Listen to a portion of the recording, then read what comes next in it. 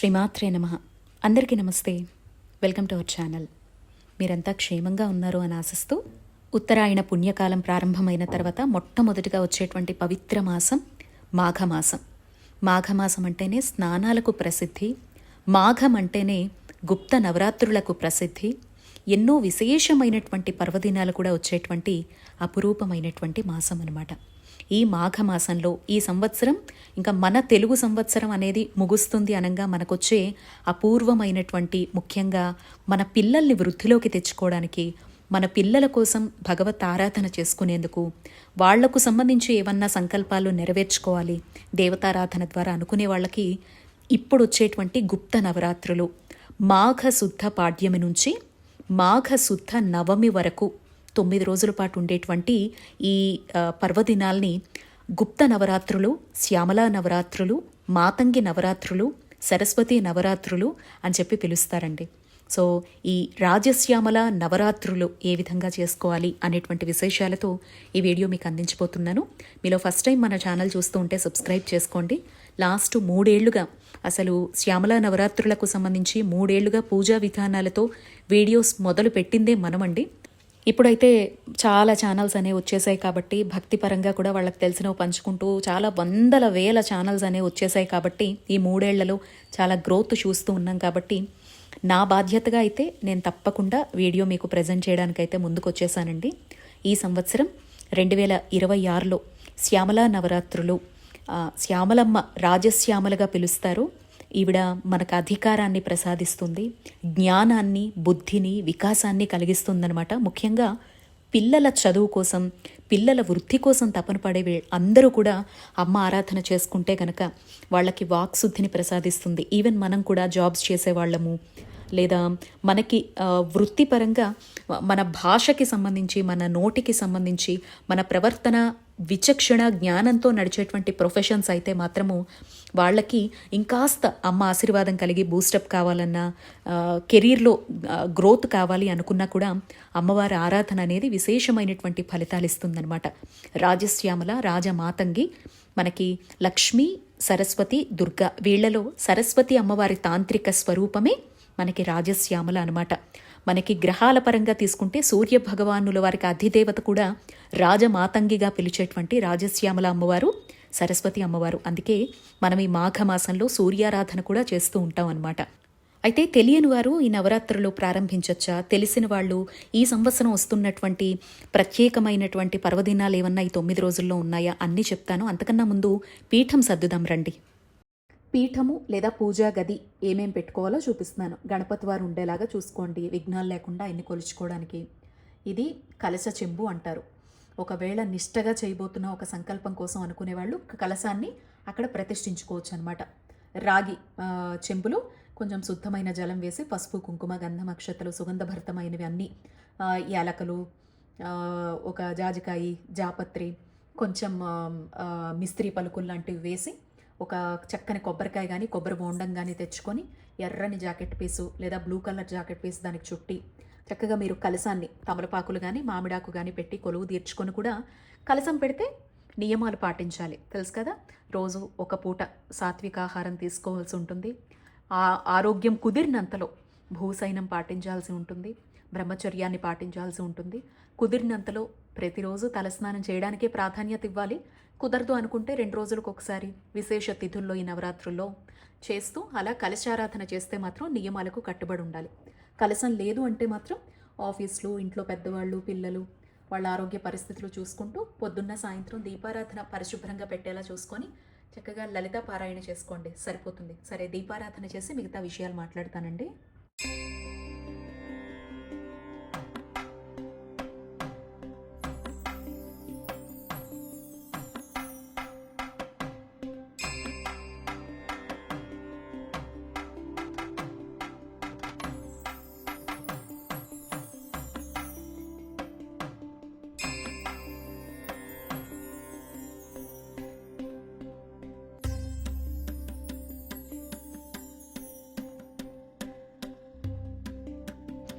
చూసారా అండి, దీపారాధన చేయగానే ఎంత కళొచ్చేసిందో పీఠానికి.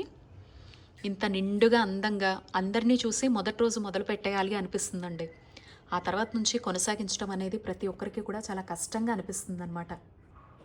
అందుకే కలశాలైనా అఖండ దీపాలైనా మీ శక్తి, సామర్థ్యం, అవకాశం, పరిస్థితుల్ని బట్టి యూట్యూబుల్లో కనపడే వీడియోలకు మీరు ప్రభావితం అయిపోయి పెట్టుకోవద్దండి. మీకు కుదిరేటువంటి సిచ్యువేషన్స్ని బట్టి పెట్టుకోండి.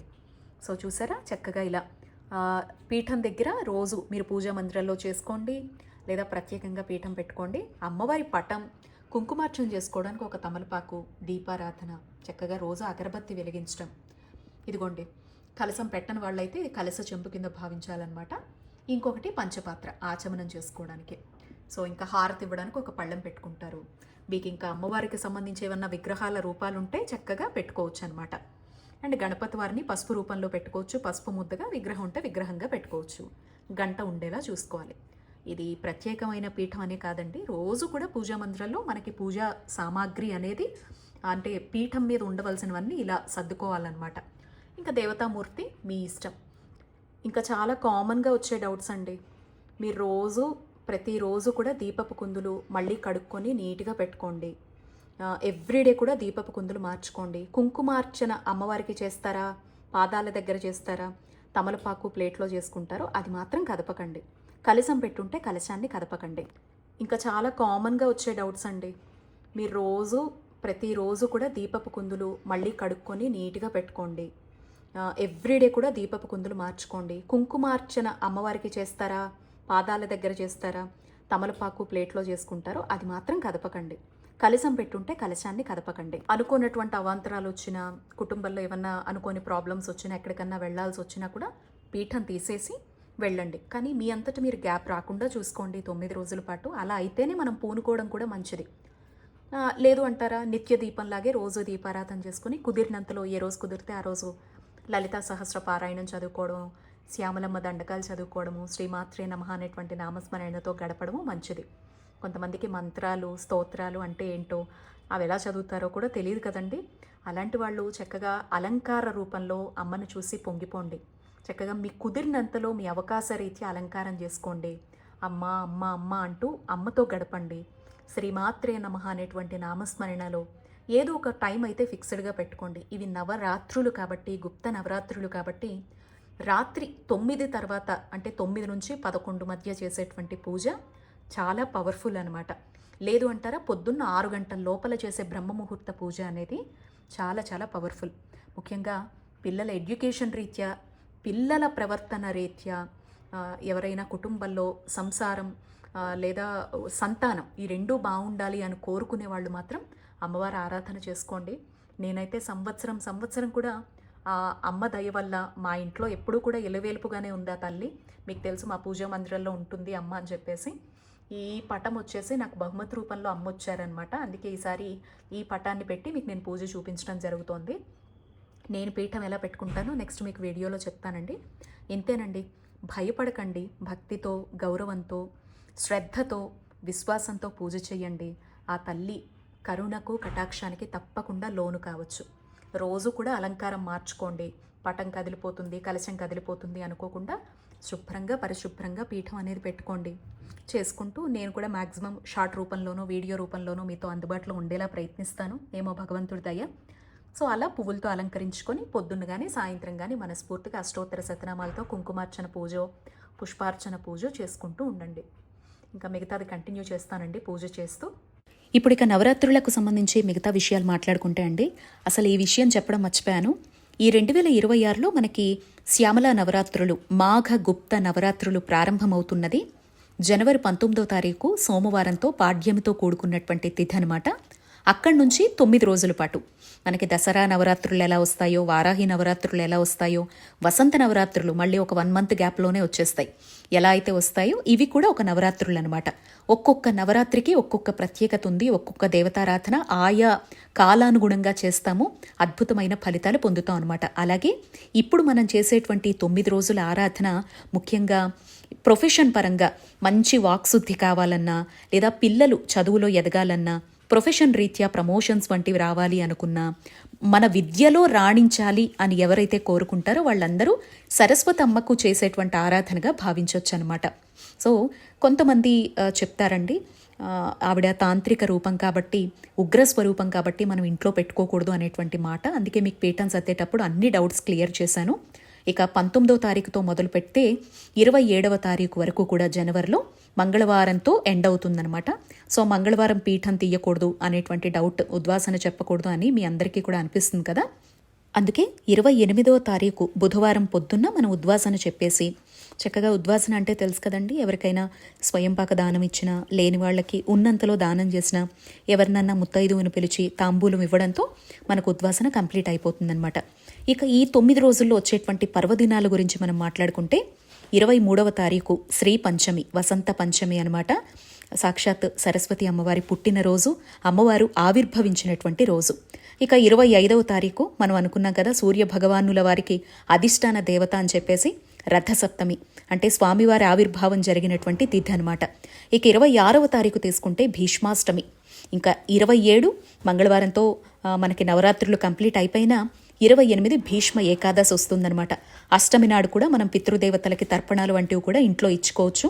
సో ఇంకా ఆ తర్వాత భీష్మ ఏకాదశి వస్తుంది. ఇలా ఈ మాఘమాసానికి సంబంధించి మొట్టమొదట స్టార్ట్ అయ్యేటప్పుడే 9 రోజులు కూడా చాలా విశేషం. మేము ఈ 9 రోజులు చెయ్యలేకపోయాము అనుకునేవాళ్ళు శ్రీ పంచమి 23 ఒక్కరోజు కూడా ఆరాధన చేసుకున్న 9 రోజుల ఫలితం వస్తుందన్నమాట. ఆ ఒక్కరోజు కూడా మనం చక్కగా కలశంతో పెట్టుకోవచ్చు, పూజా మందిరంలో చేసుకోవచ్చు, లేదా ప్రత్యేకంగా పీఠం కూడా పెట్టుకోవచ్చు అనమాట. ఇంకా ఈ నవరాత్రుల విషయానికి వస్తే అమ్మవారి పటం గురించి కానీ, ఆ పటాన్ని శాశ్వతంగా ఉంచేసుకోవాలనే భయాలు పెట్టుకోకండి. నా వరకు చెప్తానండి, మాకు ఆల్మోస్ట్ 8-9 ఏళ్లకు పైగా అమ్మ ఇంట్లోనే ఉన్నారండి. మనం ఎలా ఆరాధన చేస్తే అలా స్వీకరిస్తుందనమాట. భయాందోళనలు పెట్టుకోకండి.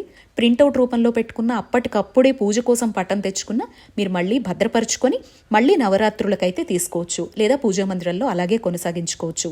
ఆటంకం వచ్చిందనుకోండి, ముందు ఉండేటువంటి 3 రోజులు 5 రోజులు ఆపేసేయండి, తర్వాత రోజులు కంటిన్యూ చేసుకోండి నవరాత్రుల్లో.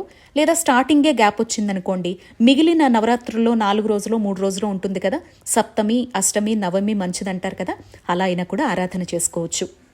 కానీ ఒక్క విషయం మాత్రం చెప్తానండి, నవరాత్రులుగా నిత్యదీపం రూపంలో మీరు పెట్టుకున్నా, పీఠంగా పెట్టుకున్నా, కలశంగా పెట్టుకున్నా, మీరు నాన్ వెజ్ అయితే మాత్రం ఈ 9 రోజులు ఇంట్లోకి తీసుకురాకూడదండి. ఈ విషయం మాత్రం ఖచ్చితంగా పాటించి తీరాలి. ఇక బ్రహ్మచర్యం ఇవన్నీ మీరు చేసేటువంటి పూజ మీరు ఎంచుకునే విధానాన్ని బట్టి అవన్నీ ఆధారపడి ఉంటాయి. తలస్నానం విషయానికి వస్తే కూడా తలస్నానం కూడా అంతేనండి. మీరు ప్రత్యేకంగా పీఠం పెట్టుకుంటే మీరు ఆరోగ్యవంతులైతే చక్కగా చేసుకోవచ్చు రోజు. లేదు అంటారా, పంచమి నాడు కొన్ని విశేష తిథులు పండగలు వచ్చాయి కదా, ఆ రోజు చేసుకొని మొదటి రోజు మాత్రం చేసుకుంటే సరిపోతుందనమాట. మళ్ళీ ఉద్వాసన రోజు చేసుకుంటే సరిపోతుందనమాట. ఇలా చక్కగా ఏం చెయ్యాలి పూజ అంటే కనుక మనకి గూగుల్లో తీసుకుంటే పీడిఎఫ్లు అందుబాటులో ఉన్నాయి. లేదు అంటారా, మొదటి రోజు 16 ఉపచారాలతో అమ్మను ఆహ్వానం పలుకుతాము. పీఠము లేదా పూజా మందిరంలోనో ఒక విగ్రహ రూపంలోనో పటం రూపంలోనో పెట్టుకొని అమ్మ రా అమ్మ నిన్ను పూజించాలనుకుంటున్నాను అని చెప్పి అమ్మకు ఆహ్వానం పలుకుతారండి. ఫస్ట్ గణపతిని, ఇంటి దైవాన్ని, గృహ దైవాన్ని, గ్రామ దేవతని, తల్లిదండ్రుల్ని తలుచుకోవాలి. ఆ తర్వాత అమ్మకి 16 ఉపచారాలు, రమ్మండం, కూర్చోమంటం, ఆసనం, పాద్యము, కాళ్ళు కడిగినట్టు, చేతులు కడిగినట్టు, అలాగే అష్టోత్తర శతనామాలతో పూజ చేసుకొని శ్యామల దండకం లాంటివి చదువుకోవడము. ఏమీ రాకపోతే చక్కగా అమ్మవారికి అలంకరించి ధూపం వేసి దీపం వెలిగించి నైవేద్యం పెట్టి హారతిచ్చి శ్రీమాత్రే నమః అని అమ్మ రూపాన్ని చూస్తూ ఆవిడ పాదాల వైపు చూస్తూ 108 సార్లు నామస్మరణ ప్రతిరోజు ఒక సమయం పెట్టుకోండి, చేసినా సరిపోతుందన్నమాట.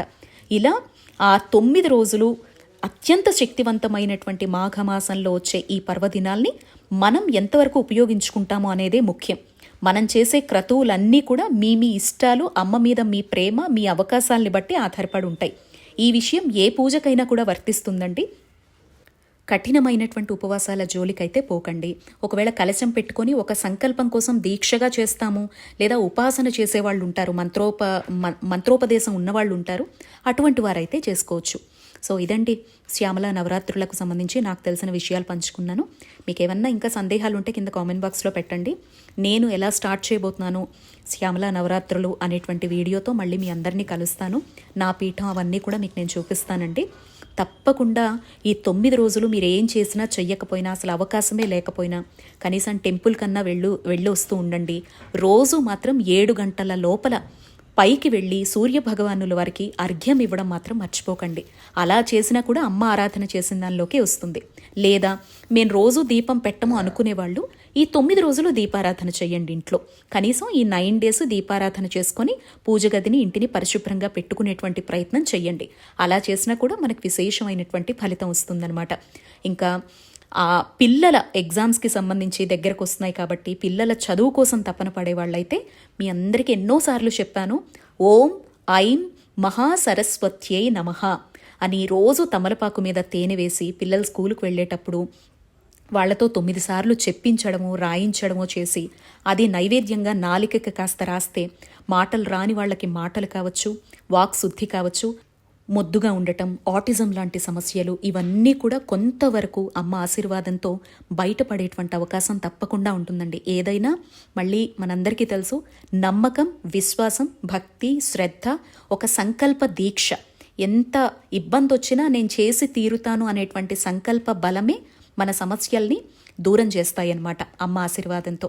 సో ఇది ఈసారి మాఘ నవరాత్రులకు సంబంధించి నాకు తెలిసిన విషయాలన్నీ కూడా మీతో పంచుకోవడం జరిగింది. గర్భవతులు, ఎవరైనా కొత్తగా ప్రారంభించాలి అనుకున్న చిన్నపిల్లలు ఇలాంటి వాళ్ళు ఉపవాసాల వంటి వాటి జోలికి పోకండి. చక్కగా రోజు లలితా సహస్ర పారాయణ చేసుకొని ఇంత దీపారాధన చేసుకొని అమ్మవైపు చూస్తూ ఒక 10 నిమిషాలు గడిపినా కూడా మీకు అటువంటి ఫలితం వస్తుందన్నమాట.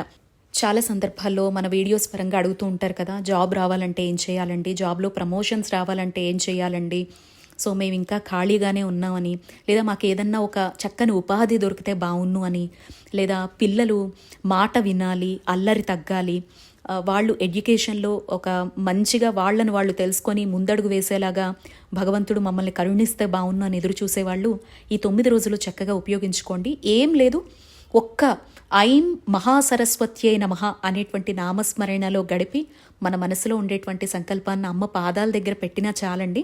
చక్కగా తల్లి తప్పకుండా సరస్వతీ రూపమైనటువంటి ఆ మాతంగి మన మాటను ఖచ్చితంగా వింటుంది. కావలసినటువంటి విధంగా మన పిల్లల్ని, మన సంసారాన్ని, లేదంటే మనకి సంబంధించినటువంటి సంతానాన్ని ఉద్యోగపరంగా ఏ విధంగా అయినటువంటి ఆ తల్లి కరుణా కటాక్షాలతో మార్పు అనేది ఖచ్చితంగా కనిపిస్తుందన్నమాట. సో ఈ 9 రోజులు వాళ్ళ చేత పలికించడం, లేదా మనం కూడా నిత్య నామస్మరణలో గడపడం, ఏం రాకపోయినా శ్రీమాత్రే నమః లలితా సహస్ర పారాయణము రోజు కావాలంటే దసరా నవరాత్రులు ఎలా చేస్తామో అలాగే నైవేద్యాలు వండి అమ్మవారికి నివేదించవచ్చు. లేదా ఇంట్లో వండుకున్నటువంటి పదార్థాలన్నీ నిండుకుండా అన్నంతో కూరగాయలన్నీ రుచి చూడకుండా ఉండేటువంటి పదార్థాలన్నీ నివేదన అమ్మకు చేసి మనం తీసుకోవచ్చు. చక్కగా ఒక పూట టిఫిన్ తినడం, ఒక పూట భోజనం, రాత్రి పాలు పళ్ళ లాంటివి తీసుకొని పడుకోవచ్చు. లేదా రోజుకు 2 సార్లు కింద పొద్దున్న 11, సాయంత్రం 5 గంటల కింద భోజనం పెట్టుకుని తినచ్చు.